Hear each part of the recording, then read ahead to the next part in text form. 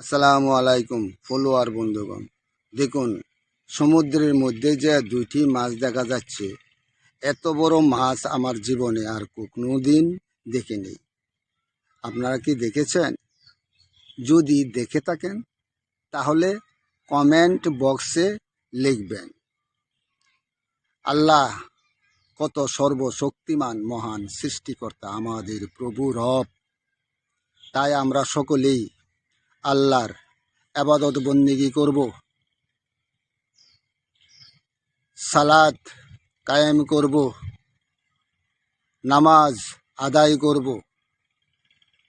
আল্লাহ ছাড়া কোনো গতি নেই। পরকালের চিন্তা করুন। আপনারা ভালো থাকুন, সুস্থ থাকুন, এই কামনা করছি।